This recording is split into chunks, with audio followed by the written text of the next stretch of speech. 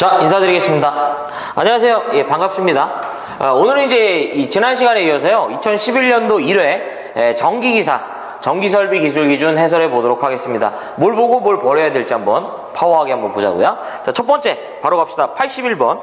최대 사용전압이 23kV인 권선으로 중성선을 다중 접지하는 그 방식의 그 전로에 접속되는 변압기 권선의 절연내력 시험전압은 몇 kV인가? 라는 거죠. 자, 81번인데요. 또 절연내력 시험이 또 나온 거예요. 자, 81번 무려 2회는요. 81번, 92번, 그 다음에 94번이 절연내력 시험과 관련된 이 절연내력 시험 전압과 관련된 문제들이 되겠습니다. 정말 땡큐죠. 자, 먼저 얘는 몇 분간 가한다? 일단 10분간 가하죠. 어디에다 가하는 거야? 권선과 대지점. 이 되겠습니다. 예. 자, 그 다음에 요거 우리가 어떻게 외우는 거죠? 비접다지 가는 거죠? 비. 그 다음에 접, 그 다음에 타, 그 다음에 직, 요렇게 한다고 했었어요. 여기서 B는 뭐예요? 중성점 무슨 접지? 비접지식을 말하죠. 그 다음에 접은 중성점 무슨 접지? 접지식. 그 다음에 다는 중성점 다중접지식. 그 다음에 직은 중성점 직접 접지식을 말합니다. 그러니까 중성점과 대지 간에 나타나는 저항을 기준으로 하는데요. 자, 일단 가자. 먼저 중성점 비접지의 경우 내가 측정코자 하는 대상의 전압이 7kV 이하라면 측정하는 대상의 전압에 연속해서 몇 배? 1.5배의 시험 전압을 10분간 가하는 거죠. 다만 누가 있다? 실제로 계산한 전압이, 즉 최저 전압이라고 하죠. 500V의 값을 갖는다면 계산 전압이 500V보다 작다면 시험 전압은 어떻게 해야 된다? 500이 돼야 된다, 이런 얘기고요. 만약에 그들이 7kV를 초과하는 경우에 하나인다면 그들의 전압의 몇 배? 1.25배를 가하죠. 이도 이제 요놈도 뭐가 존재한다? 최저 전압이 존재하고요. 실제로 이렇게 계산하더라도 이 값이 1500V보다 값이 작다면 시험 전압은 계산 전압이 아닌 1500이 돼야 된다, 이런 얘기고요. 중성점 접지식인데 접지만 보고요. 이제 1.1배 갑니다. 요것도 뭐가 존재한다? 최저 전압이 존재해요. 최저 전압이 얼마가 되냐면 75,000V에 최저 전압이 있고요. 다중접지도 접지만 보면서 배수 갑시다. 0.92배. 요거는 계산 전압 자체가 시험 전압이고요. 최저 전압이 없어요. 자, 직접 접지인데요. 대상의 전압이 170kV 이하가 되면 그 대상의 전압의 0.72배가 돼요. 뭐 없어요. 170kV를 초과하게 되면 그 대상의 전압의 0.64배가 돼요. 역시 뭐가 없고요. 자, 또 하나 여기서 추가적으로 물어보는 게 연료전지나 그 다음에 태양전지 관련된 얘기 물어보는데, 연료전지, 태양전지에 관련된 시험전압 물어보면 직류는 몇 배? 1.5배. 연태 나오면 교류는 몇 배? 1배가 된다는 거. 뭐 이 정도만 기억해 주시면 기출문제 푸는 데는 지장이 없어요. 자, 갑시다. 그러면 중성선 무슨 접지? 다중접지의 것이죠. 자, 이 경우는 내가 측정코자 하는 대상의 전압의 몇 배? 0.9이죠. 키로로 물어봤기 때문에요. 단위를 펼칠 필요가 없고요. 23 곱하기 뭐 하면 된다? 0.92 하시면 21.16 나오나요? 21.16. 그래서 정답은 몇 번이냐면 81번은 1번이에요.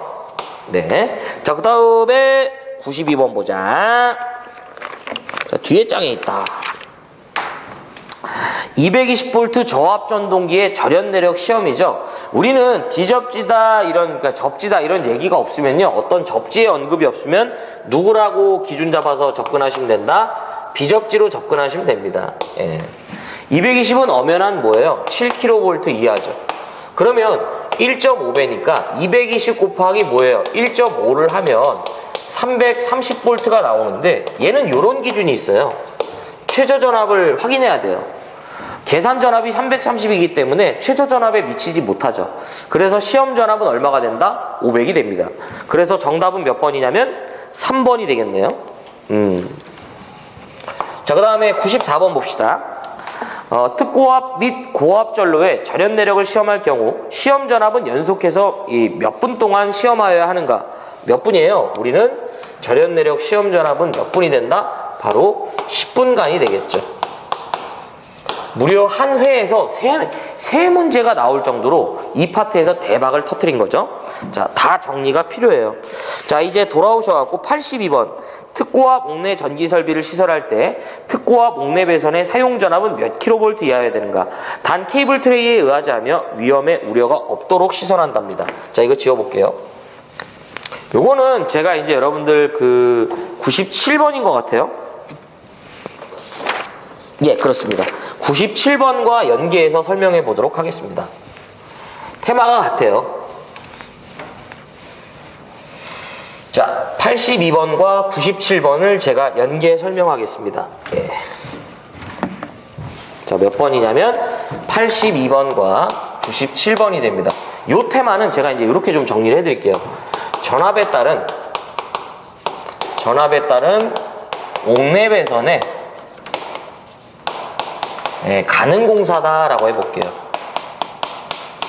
전압에 따른 옥내 배선의 가능 공사다. 자, 첫 번째가 전압이 고압이 되는 순간 공사 방법이 많이 제한적이에요. 이때는 애자 공사를 할 수 있고요. 그 다음에 케이블 공사를 할 수 있고 마지막 케이블 트레이 공사를 진행해야 됩니다. 공사 방법이 이렇게 제한적이에요. 자, 하지만 이번에 전압이 특고압이 되는 순간 무조건 다 할 수 있는 건 아니고요. 전압의 한도는 100kV 이하에서만 가능합니다. 그러면 이때는요, 위에서 누가 안 되냐면 애자가 안 돼요. 그래서 케이블 공사랑 그 다음에 케이블 트레이만 가능합니다. 시험에는 영향을 못 주지만요, 여기서도 좀 차이점은 있습니다. 뭐냐면 이 케이블 트레이는요, 특고압은 가능하되 35kV 이하에서만 가능합니다. 그러니까 이걸 넘어지면 안 된다 이런 얘기죠. 자, 그러면 지금 보면 82번은 특고압 옥내의 전기 설비를 할 때 특고압 옥내 배선의 그 사용 전압은 몇 kV 이하여야 하는가? 몇 kV다? 100kV죠. 그래서 82번의 정답은 몇 번이다? 1번이다 라는 얘기죠. 자, 다음 97번 보자. 다음 중 고압 옥내 배선의 그 시설로서 알맞은 거예요. 지금 보면 옥내 배선의 가능 공사로서 뭘 물어봤냐면 전압이 고압인 경우를 물어봤죠. 이때는 애자나 케이블이나 케이블 트레이만 가능합니다. 지금 문제에서는요, 이에 해당하는 것은 1번 케이블 트레이밖에 없네요. 자, 그래서 82번과 97번이 이렇게 해설이 되네요. 자, 그 다음에 이제 83번으로 넘어가겠습니다. 사용 전압이 170kV일 때 울타리 담등의 높이와 울타리 담등으로부터 어디 충전 부분까지 합계 거리다. 이건 좀 이제 지어보겠습니다. 발 변전소의 울타리 담등의 시설 기준을 말합니다. 자, 83번이죠. 발 변전소 울타리 또는 담등의 시설을 말해요. 자, 첫 번째가 이에 시설하는 울타리 담등의 무슨 높이? 최소 높이를 말해요. 그래서 기본적으로 얼마 이상 높이에 설치해야 된다? 2m 이상의 높이에 설치해 주어라 이겁니다. 자, 그 다음에 두 번째가 울타리 담등으로부터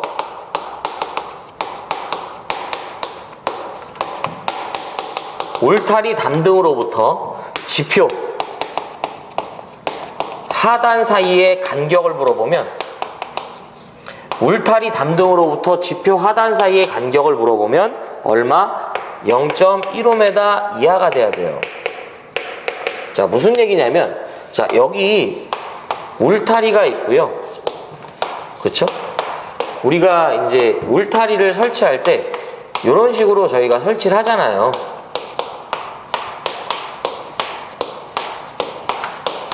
그쵸? 바로 여기 대지면을 기점으로 이 하단 사이의 간격이 존재하면 15cm 이하로 하라, 이런 얘기죠. 자, 그 다음에 세 번째, 울타리 담등의 높이와 울타리 담등의 뭘 말한다? 높이와 어디? 충전 부분까지의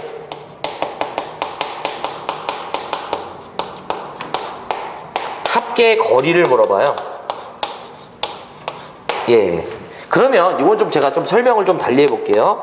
첫 번째가 취급하고자 하는 그들의 대상의 기계기구의 전압이 35kV 이하라면 기본적으로 A 플러스 B의 합계값은 얼마 이상이 나와야 된다? 5m 이상이 나와야 돼요. 여기서 울타리 담등의 높이를 A라고 하는 거고요. 충전부까지의 거리를 B라 하는 거죠. 그래서 충전부는 그 장비까지의 거리라고 보시면 돼요. 자, 그래서 예를 들어서 여기 변압기가 있고요. 이 변압기가 35kV 이하에 해당한다 이거죠. 그러면 울타리의 높이를 A라고 봤을 때 여기서부터 충전부까지의 거리를 얘기합니다. 그래서 여기까지의 거리를 B라 하는 거죠. 충전부는 감전의 우려가 있는 부분을 얘기하는 거고요. 두 번째가 160kV 이하가 되죠. 그러니까 35kV를 초과하고 160kV 이하가 되면 기본적으로 A 플러스 B의 합계값은 6m가 되겠습니다.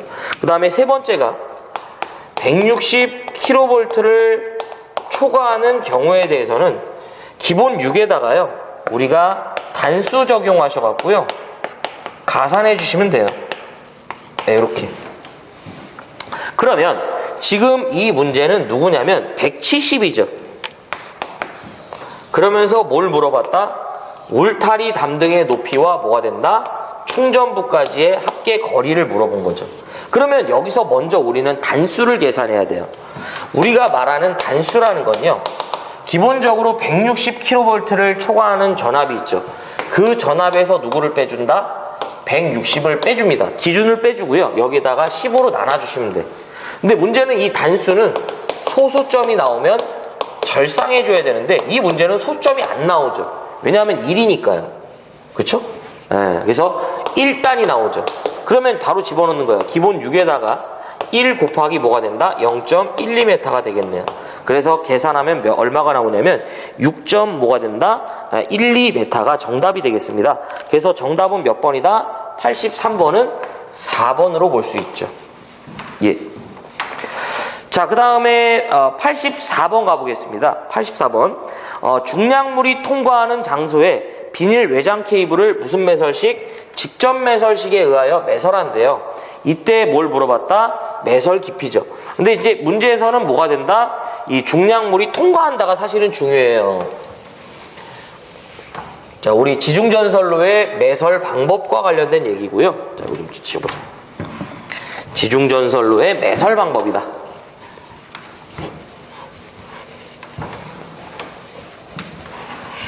자, 몇 번이냐면 84번이죠. 자, 지중전선로의 매설 방법. 자, 우리 첫 번째가 무슨 매설식이 있었어요? 직접 매설식이에요. 무슨 매설식? 직접 매설식이다 라는 얘기죠. 자, 그 다음에 두 번째가 무슨 매설식이라고? 관로식. 세 번째가 무슨 매설식이라고? 암거식이 되겠습니다. 예. 자, 종류가 아닌 걸로도 물어보고요. 실기에서는 종류를 쓰라고도 하니까 기억을 합시다. 직접 매설식은 매설코자 하는 그 장소에 어떤 차량이나 중량물에 압력의 우려가 있대요. 있는 경우라면 최소 매설 깊이는 얼마가 된다? 1m 이상 매설해 주는 거예요. 근데 다만 얘가 이제 그 매설되는 위치 자체가 이 기타의 경우에 해당한다. 요때는 얼마가 된다? 0.6이에요. 요게 예전에 이제 개정이 돼 갖고요. 요 부분은 1.2였는데 1로 개정이 됐고, 요건 원래 기타라고 표현 안 했고 차량이나 중량물의 압력의 우려가 없다라고 했었어요. 자, 그러면 우리 직접 매설식은요, 이 콘크리트 트라프라는 이 시설물을 두고요, 이 안에다가 저희가 케이블을 둔 형태가 됩니다. 그래서 이 전선을 이렇게 이제, 그러니까 땅을 이런 식으로 파는 거예요. 이렇게 땅이 파져 있는 거예요. 콘크리트가 이제 트라프가 딱 매설이 돼 있고요. 여기 얘기하는 거죠, 여기. 네. 자, 그 다음에 관로식인데, 관로식의 경우 기본적으로 얼마 이상 깊이에 매설한다? 1m 이상 깊이에 매설하고요. 다만 얘는 요게 이제 새로 껴들어와요. 차량이나 내지 중량물에 압력의 우려가 없는 경우에 한해서는 뭐가 된다? 0.6이에요. 그래서 똑같이 땅을 매설하는 방법은 같은데, 설치하는 게 다른 거죠. 여기는 이제 관을 포설하는 거죠. 전선이 이렇게 이제 매설돼 있고요. 이러한 방법이 됩니다. 요 매설 깊이 얘기하는 거죠. 자, 그 다음에 암거식이 되겠고요. 이건 뭐 더 이상 나오는 게 없어요. 지하에 이제 구조물을 뚫어갖고 이제 대규모 회선을 관리하죠. 보통은 2회선 이하, 2회선 초과, 9회선 이하, 그러니까 이하, 9회선 초과하는 경우에 적용합니다. 하나 더 물어봐요. 직접 매설식은요, 뭘 물어보냐면, 요거 트러프 또는 트라프 똑같은 얘기예요. 트러프를, 그냥 트라프라고 할게. 이렇게 나와도 상관없어요. 트러프를 어떻게 하냐면 생략할 수 있대. 이렇게 썼으니까. 요때는 어떨 때냐면 트러프에 이제 이 시설 없이 바로 설치한대요. 뭐가 되냐면 콤바인 덕트 케이블이에요. 이것을 다른 말로 저희가 CD 케이블이라고 하죠. 이렇게. 요 정도만 정리하시면 더 물어볼 수 있는 게 없어요. 자, 중량물이 통과한다는 건 이제 차량이나 중량물의 압력의 우려가 있다는 얘기고요. 무슨 매설식이야? 직접 매설식이죠. 그러므로 얼마가 된다? 1m가 되겠습니다. 그래서 몇 번이죠? 정답은 2번. 자, 85번 갑시다. 비접지식 고압전로에 금속재 외암에 실시하는 접지공사의 접지극으로 사용할 수 있는 건물에 철골의 그 저항이 몇 옴 이하를 유지하면 접지공사의 접지극으로 사용할 수 있냐, 이거예요. 자, 이거 좀 지워보자. 많이 지워갖고 이걸로 지우자. 자, 요거는 수도관 접지랑 철골 접지로 정리를 해드렸던 것 같아요. 두 가지만 기억하시면 돼요. 별도로 뭐 여기서 또 더 나올 수 있는 게 없어요. 자, 몇 번이냐면 85번이죠. 자, 요거는 수도관 접지랑 우리가 무슨 접지? 철골 접지만 기억하시면 됩니다. 자, 원래는 우리가 흔히 말하는 접지라는 건요, 어떤 전력 대상물을 전선을 이용해서 땅과 연결해 주는 거죠. 하지만 이제 이 수도관 접지, 철골 접지는 뭐냐면요, 이것을 땅이 아닌 어디에요? 수도관이나 철골에 연결, 건물의 기초에 연결하겠다, 이런 얘기예요. 이랬을 때 우리가 볼 수 있는 이점은 뭐냐면, 별도의 접지 공사를 하지 않고 수도관이나 철골에 연결함으로써 이들을 접지국으로 활용함으로 인해서요, 우리는 별도의 접지 공사를 하지 않는 거죠. 그래서 이런 접지를 저희가 이제 자연 접지다라고 이제 얘기를 합니다. 그리고 이 접지가 좋은 게 저항이 아주 낮게 나와요. 그래서 내가 이제 접지선을 이제 이 수도관이나 대지가 아닌 수도관이나 철골에 연결하는 거죠. 근데 어차피 대지와 연결된 거예요. 얘네들이 다 대지와 연결된 거니까. 물론 얘네들의 이제 이 물질의 종류는 도전성 물질이어야 돼요. 자, 수도관 접지는 몇 옴 이하가 나와야 된다? 3옴 이하가 나와야 되고요. 철골 접지는 몇 옴? 2옴 이하가 나와야 된다. 그래서 수삼 철이 기억하는 거야. 자, 수삼 뭐가 된다? 철이.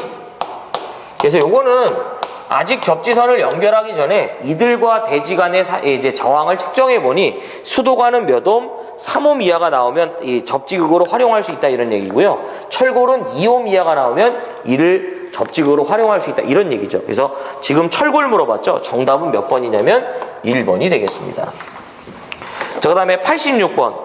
22,900V 가공전선이 철도를 횡단할 경우 레일면상의 높이죠. 자, 이거는 제가 지워볼게요. 이건 제가 이제 표로 좀 정리해 드리는데, 80 몇 번이냐면 6번이죠. 자, 가공전선의 지표상 높이가 됩니다. 자, 어디의 지표상 높이다? 가공전선의 지표상 높이다. 자, 첫 번째가 조건이 있고요. 자, 요거는 저고압, 그 다음에 특고압, 시가지 외가 되고요. 그 다음에 특고압 뭐가 된다? 시가지로 구분하죠. 네. 자, 그러면 기본적으로 조건에서는 우리가 뭐예요? 도철행이야. 도철행이죠. 그 다음에 기타, 위 사망을 제외하는 거죠. 자, 도는 뭐예요? 도로를 횡단. 철은 뭐를 횡단한다? 철도를 횡단. 횡은 이제 횡단보도교 위인데요. 저는 그냥 통일성을 주기 위해서 횡단보도교 횡단. 그 다음에 기타는 이제 위 사망을 제외하는 거죠. 자, 어떤 식이든요, 가공전선이 도로를 횡단한다고 나오면 그냥 6m야. 신경 쓰지 마. 자, 그 다음에 가공전선이 철도를 횡단해도 무조건 6.5m예요. 제발 이 둘에서 걸려라 이거죠. 네, 근데 요거는 이제 레일을 기준으로 하고요. 그쵸? 네. 자, 여기서 이제 저고압일 때 이 횡단보도교는 기본적으로 3m인데 이제 3.5m 이상 높이에 설치합니다. 근데 이들이 절연전선이나 내지 케이블이다, 요딴 얘기가 나오면 3m까지 그 높이를 감할 수 있어요. 이런 거는 하는 게 아니에요. 버려. 자, 기타인데 기본적으로 저고압일 때는 지표상 얼마 이상 높이에 설치해준다? 5m 이상 높이에 설치해줍니다. 다만 이들이요, 교통의 지장에 우려가 없으면서 전선이 누구일 때 절연전선 내지 케이블이다, 요딴 얘기가 들어오면 4m가 되겠습니다. 자, 특고압 시가지 외인데요, 기본적으로 35kV 이하가 되면 그 최소 높이는 5m 이상이 되겠습니다. 하지만 이들이요, 160kV 이하가 되면 기본적으로 6m 이상인데 산지라고 주어지면 5m가 돼요. 여기서도 조금 소소한 개정이 있긴 하죠. 원래는 얘는 평지고 얘는 산지일 때예요. 산지가 좀 너무 잘 안 보인다. 네, 산지라는 조건이 주어지면 5m 이상이 되겠습니다.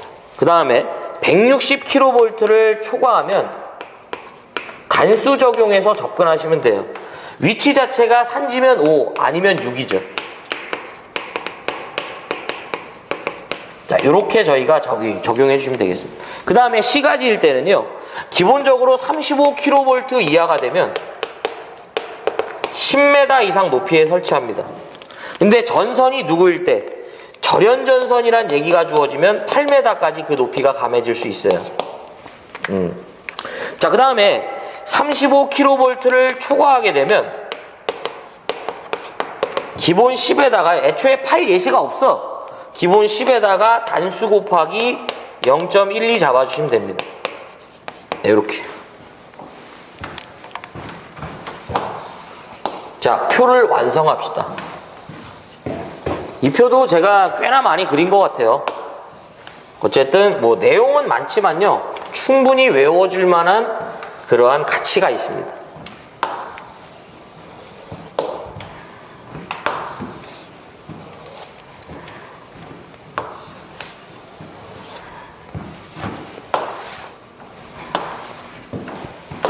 이해되죠? 네. 자, 지금 물어본 건 뭐예요? 22,900V 가공전선이 철도로 횡단한대요. 우리는 시가지다, 시가지 외다라는 언급이 없으면 시가지 외가 기준이고요. 아니, 어차피 철도로 횡단하면 무조건 얼마야? 무조건 6.5야 라는 거죠. 그래서 정답은 몇 번이냐면 4번이에요. 4번. 자, 87번은 딱 보는 순간 제가 좀 세모를 좀 치고 싶어요. 흔한 문제는 아니에요. 자, 일단 읽어볼게요. 고압 가공전선로의 지지물로 A종 철근 콘크리트줄을 사용하고 전선으로 단면적 22스키아의 경동연선을 사용한다면 경간의 증가 범위예요. 이거는 원래 어디 쪽에 관련된 문제냐면 그 경간과 관련된 문제고요. 원래 제가 정리해드렸던 경간은 이제 장경간이 아닙니다. 그냥 일반적인 경간이고요. 이 문제에는 장경관에 대해서 얘기를 하는 거예요. 근데 버려도 돼요, 솔직히. 예. 네, 요걸로 지워야겠다. 자, 80 몇 번이냐면 7번이죠. 경관과 관련된 문제인데 그 중에서 버리는 장경관과 관련된 문제예요. 자, 경관. 우리가 흔히 말하는 경관은 이 지지물과 지지물을 설치할 때 그 사이의 거리를 우리는 경관이라고 하는 거죠. 그러면 우리 경관은 표준 경관과 무슨 경관이 있다? 시가지 경관이 있죠. 자, 첫 번째가요, 종류라고 해볼까? 종류. 그 다음에 무슨 경관? 표준 경관입니다. 이 표준 경관을 우리는 무슨 경관이라고 보시면 된다? 시가지 외경관이라고 보시면 돼요.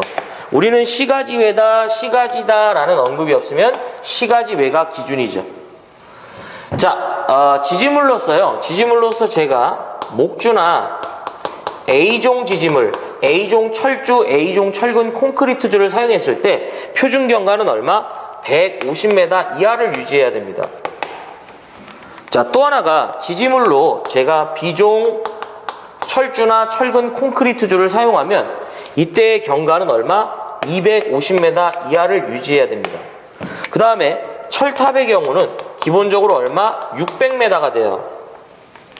그러면은 여기서 지금 문제에서는 뭘 물어봤냐면 지지물로 A종 철근 콘크리트주예요. 이때 원래의 경관은 150인데 얘를 고압의 경우 전선을 5mm에서 22스퀘어로 교체하면 경관이 300m까지 증가할 수 있고요. B종의 경우 500까지 증가할 수 있습니다. 철탑의 경우는 경관 증가가 불가능해. 이거는 지지물의 종류를 바꿔야 돼. 그렇기 때문에 장경관과 관련된 문제인데 그냥 버려요. 솔직히 제가 추천 안 드려요. 그래서 지금 이 87번은 정답이 3번인데요. 이런 거는 버리는 거야. 예. 요게 이제 꼭 경관 증가 그 범위를 물어보는 경우도 있지만 전선의 굵기를 물어보는 문제도 있어요. 근데 이 문제가 그렇게 많지 않기 때문에 사실은 이걸 위해서 얘네들까지 각각 외우는 건 저는 비추합니다. 자, 그 다음에 우리는 시가지로 들어오면 누구는 안 된다? 목주는 안 돼요. 그래서 A종에 대해서 이제 얘기한다고 보시면 돼. 이때 얼마였어? 요걸 2로 나눠. 얼마? 75. 나눴으니까 심심하니까 다시 곱하자고 했잖아. 150. 그 다음에 요 두 놈 더해갖고 땡기자고 했잖아. 얼마? 400. 단 간격이 철탑의 경우 간격이 4m 미만시 얼마가 된다? 250m 이하를 유지하자고 했었죠. 예. 그래서 요거 이제 철탑에 요거 얘기하면서 제가 그려드렸던 것 같아요.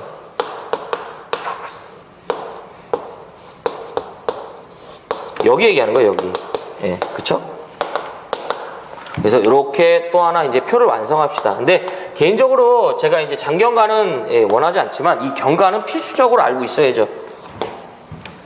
요게 이제 요번 회차에 그 3회차 때도 이거 비슷한 문제가 있는데, 야, 이거 먹었다, 이거. 그쵸? 여기 먹었다, 이거. 자, 어쨌든 87번은 세모가 됩니다. 자, 88번 지중전선로에 사용하는 지중함의 시설 기준이에요. 이것도 이렇게 나오면 흔한 문제는 아닙니다. 만약에 이제 88번 형태로 지중함의 시설 기준이 나왔으면 이것도 저는 이제 좀 과감히 세모를 좀 쳐드리고 싶어요. 흔한 문제는 아니다. 예. 자, 이거 분필 좀 갈게요. 이게 너무 몽당이 됐어.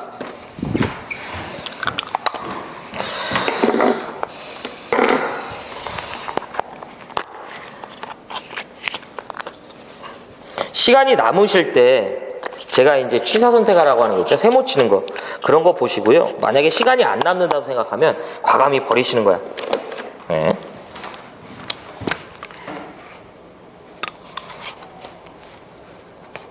자, 갑시다. 자, 88번인데 지중함의 시설 기준이 돼요.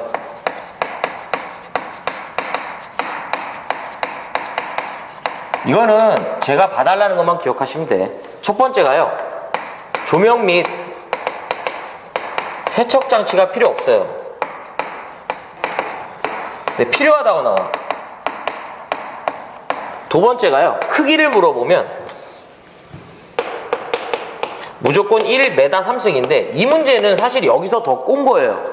지중해 시설되는 지중함의 크기가 이제 1m 3승 이상이거든요. 통풍 장치를 해야 되는데 여기 보면 1번에 틀렸어요. 이게 밀폐하도록 할 것이 아닙니다. 네, 1번이에요. 근데 사실은 그걸 갖고 시험 문제화하지 않고 대부분 뭘 물어보냐면 이 크기 자체를 물어봐요. 네, 요거. 그 다음에 세 번째. 그래서 뭐 시간이 되면 얘는 이제 뭐 통풍 장치 한다는 건데 아니 그냥 하지 마 이거 솔직히. 네. 세 번째가 거기 보시면 마지막 물이 고이는 부분이 없어야 돼요. 물이 고이는 부분이 제거되는 구조여야 돼요. 네. 물이 고이는 것이 제거되는 구조여야 돼요.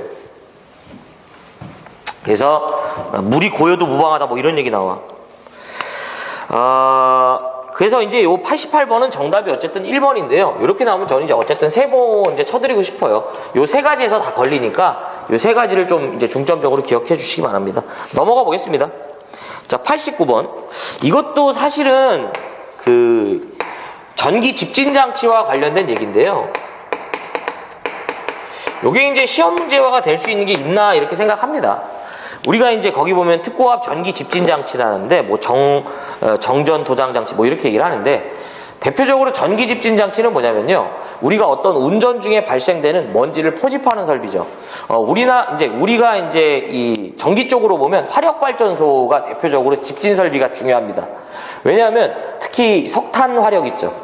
우리가 이제 석탄 화력 같은 경우에는 이제 이 미분탄 연산, 그러니까 미분탄을 연소시키는데 석탄을 이제 잘게 빠는 거죠. 그래서 이 석탄을 연소시켜갖고 발생되는 그 열을 이용해서 물을 데우는 거잖아요. 문제는 연소되지 않는 그 부유물들이 연도, 굴뚝을 통해서 그대로 다 날아가는 거죠. 그걸 저희가 제거하는, 그러니까 포집하는 게 뭐예요? 집진장치죠. 여기서 이제 사실은 변태가 하나 있어요. 2번에 보면 케이블을 넣는 방호장치의 금속체 부분은 우리가 어떤 식이든요. 전선과 금속체가 이 닿는 이런 부분은 죄다 뭘 해준다? 접지공사를 하죠. 그래서 정답은 2번인데 나머지는 솔직히 어쨌든 뭐 이게 과연 이제 어떤 문제가 시험 문제에 나올지 원래는 요 집진장치는 일종 접지 대상이었던 게 시험 문제였는데 그게 이제 나올 수가 없는 구조가 되다 보니까 뭐 그닥 좀 그렇습니다. 자, 90번 보자. 시가지의 시설하는 고압 가공전선으로 경동선을 사용할 경우 그 지름은 최소 몇 미리 이상인가? 가공전선의 굵기를 물어봐요. 요것도 제가 좀 전압별로 좀 정리를 해드릴게. 이렇게만 정리하시면 다른 걸 볼 필요가 없다. 자, 몇 번이냐면 90번이죠. 자, 가공전선에 뭐가 된다? 굵기가 되겠습니다. 자, 첫 번째가요. 자, 400V 이하의 것이라면 기본적으로 대상이 절연전선이라고 주어지면요. 최소 전선의 굵기는 2.6mm 이상의 경동선을 사용해 주라고 합니다. 이것은 케이블을 제외한다고 그래요. 그러면 절연전선도 아니고 이제 케이블도 아니면 나전선을 얘기하는 거죠. 이때는 뭐가 된다? 3.2mm가 되겠습니다. 이게 미만이었다가 개정됐어요. 자, 두 번째. 400V를 초과하는 어디까지다? 저압에 대해서는 기본적으로 얘는 좀 독특해요. 설치되는 위치가 시가지 외냐, 시가지냐로 구분합니다. 원래는요, 개정 전에는 400V를 초과하는 고압까지가 이 범주에 해당했었어요. 근데 이게 고압이 뛰쳐나갔습니다. 자, 어쨌든 시가지 외일 때는 4mm가 되겠고요. 시가지일 때는 5mm가 됩니다. 자, 이제 세 번째가요. 전압이 고압이 되는 순간 그냥 5mm예요. 네. 자, 네 번째. 여기다 좀 할게요. 밑으로 내려가면 여러분 잘 안 보이죠. 네 번째. 이제 특고압이 되는 순간 저는 시가지만 할게요. 왜냐하면 시가지 외가 20인데 한 번 물어봤어. 네. 이때는 기본적으로 100kV 미만이라면 55스퀘어예요.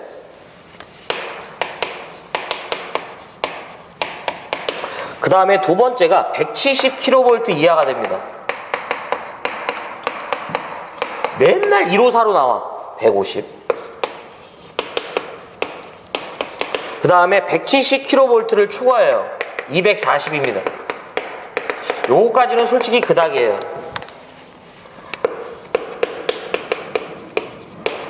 자, 그러면 지금 물어본 건 뭐예요? 시가지에 시설하는 고압 가공전선으로 경동선. 고압의 경우 이제 그냥 5mm로 고정적이에요. 그래서 정답은 4번입니다.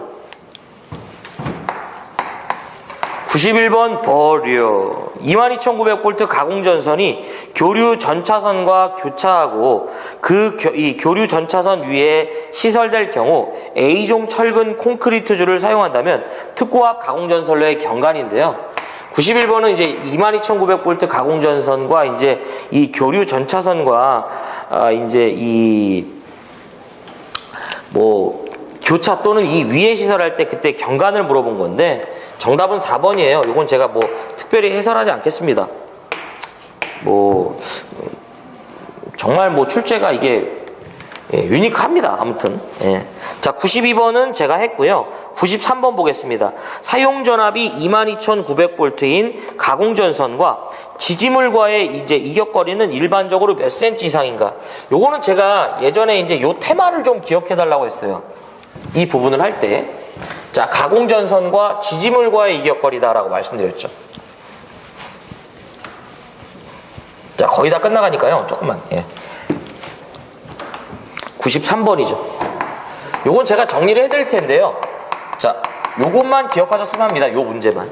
가공전선과 어디? 지지물과의 이격거리다. 이 테마에서 유난히 제가 많이 물어봐요. 자, 그러면 무슨 말이냐면, 자, 우리가 이제 지지물이 이렇게 있고요. 여기에다가 저희는 완금이라는 걸 부착한 다음에 애자를 장치하죠. 전선이 이렇게 가선돼 있죠. 바로 여기를 얘기하는 거예요. 전선과 완금 간, 전선과 지지물 간의 최소 이격거리다. 그래서 거기 보시면은 자, 전압이 있고요. 전압이 있고 그다음에 뭐가 있다? 이격거리가 있습니다. 기본적으로 15kV 미만이 있고요. 자, 25kV 미만. 그 다음에 35kV 미만이 되고요.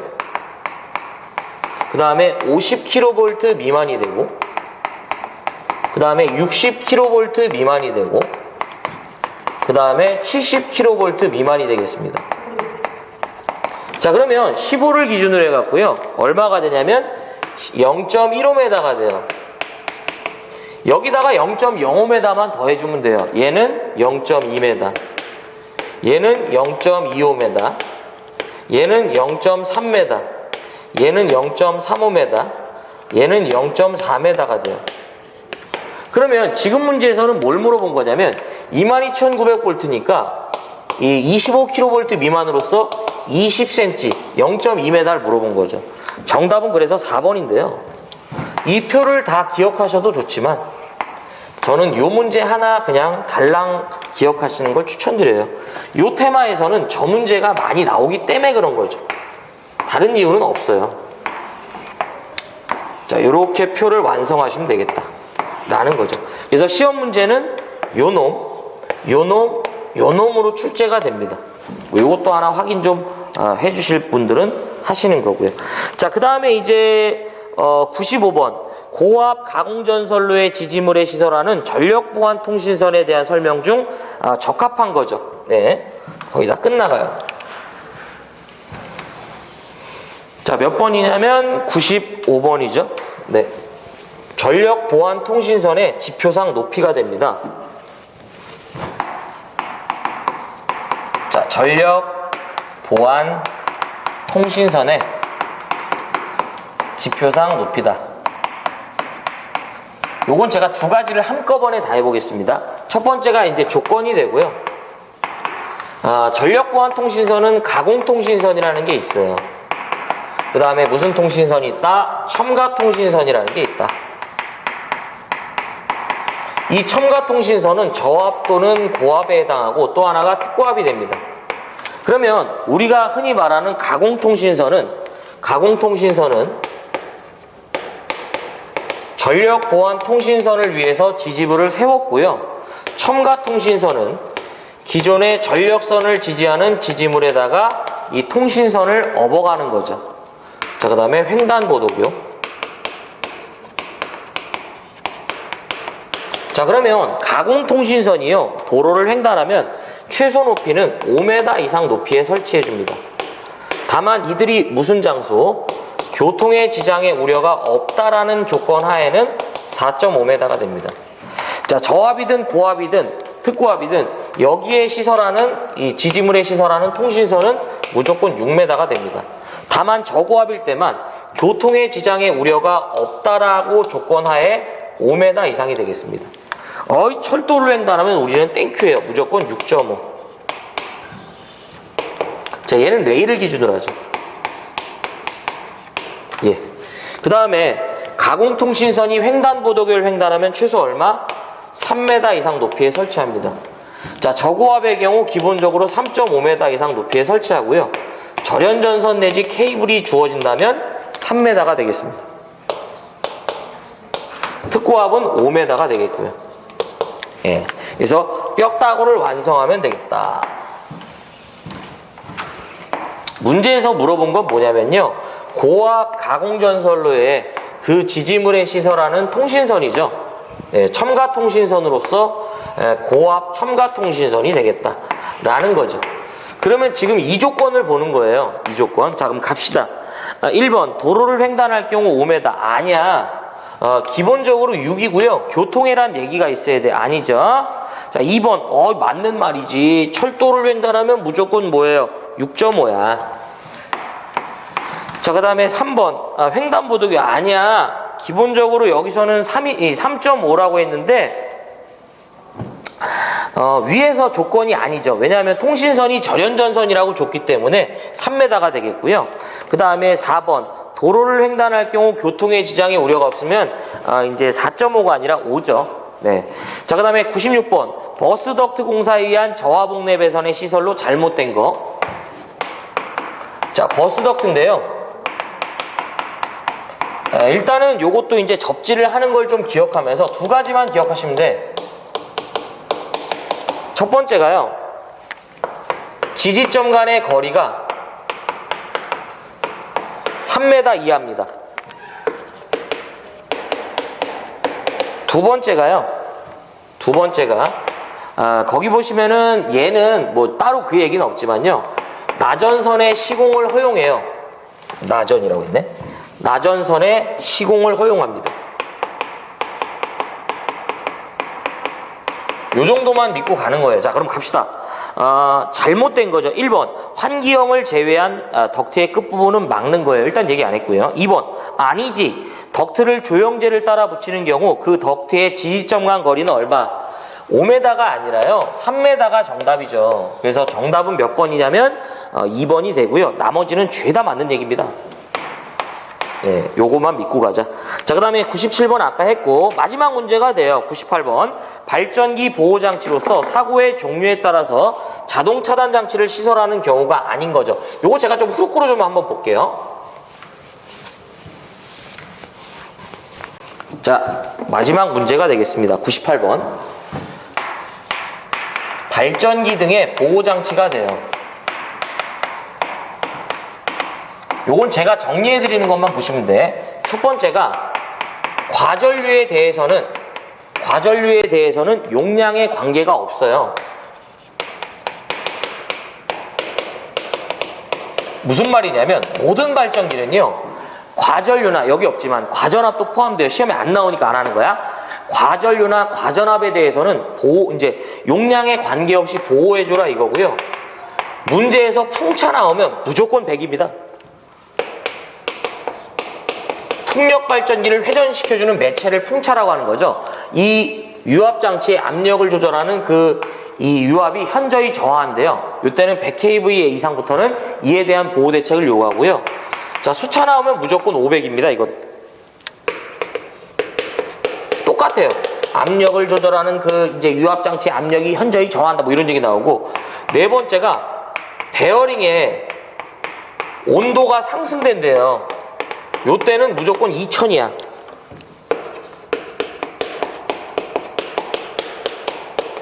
그 다음에 5번째가 내부 고장이나 베어링이 마모된대요. 근데 여기서 좀 하나를 먼저 봐야 되면 베어링의 온도가 상승되고 마모가 되면 얘가 기준이에요. 사실은 얘는 화력기를 얘기하고 얘는 수력기를 얘기합니다. 근데 이제 그런 거 다 필요 없다 이거죠. 자, 요때는 많이 기준입니다. 자, 요거만 기억하시면 문제 푸는데 전혀 지장이 없다 이거죠. 자, 그럼 갑시다. 아닌 거죠. 1번 발전기의 과전류나 과전압. 맞아요. 과전류의 경우 용량에 관계가 없어. 2번 아니야. 수차 나오면 얼마예요? 50이 아니라 뭐예요? 500이지. 그쵸? 나머지는 다 맞는 얘기예요.